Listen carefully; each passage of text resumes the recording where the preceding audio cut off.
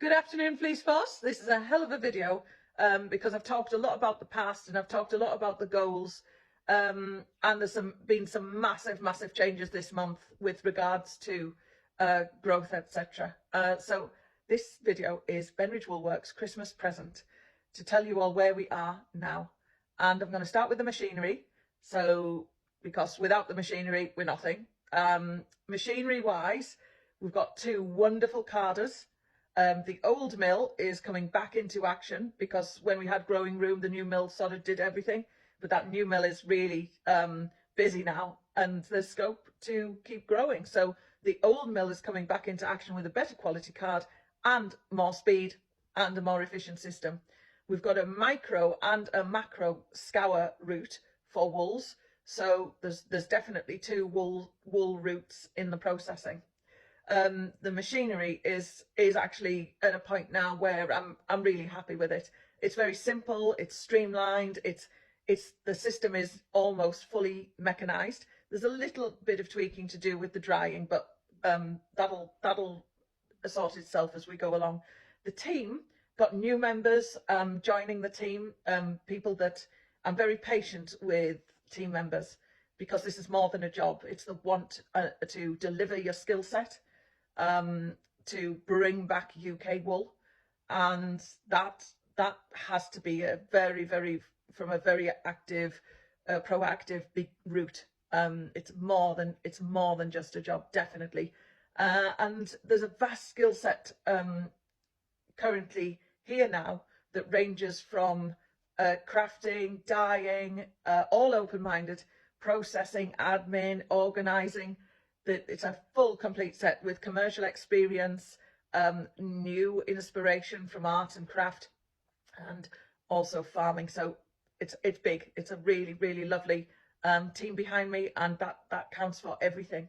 Where we are with the followers and the marketing, I think that we need more. We haven't done, because it's been so operations heavy, we haven't done the marketing and the following that I think we could have. So there's lots to look at there presently.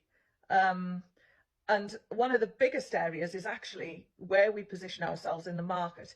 When we started out, I started with the largest market section across the craft areas, and experimented into lots of things.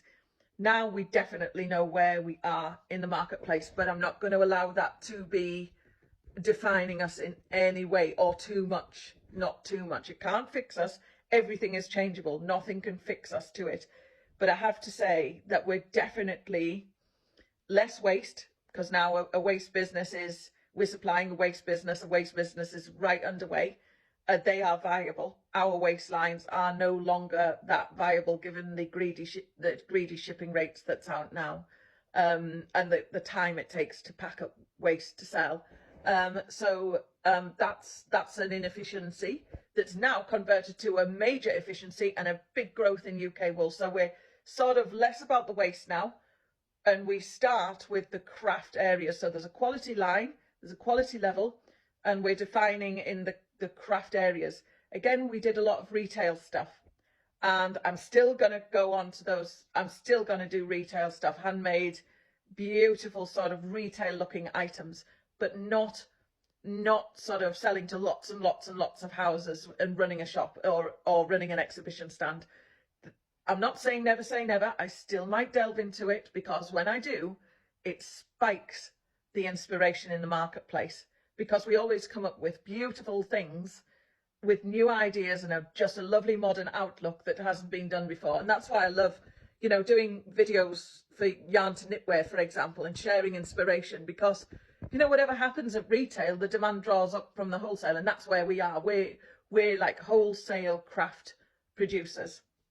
We have every breed on UK soil in the raw stocks of wool.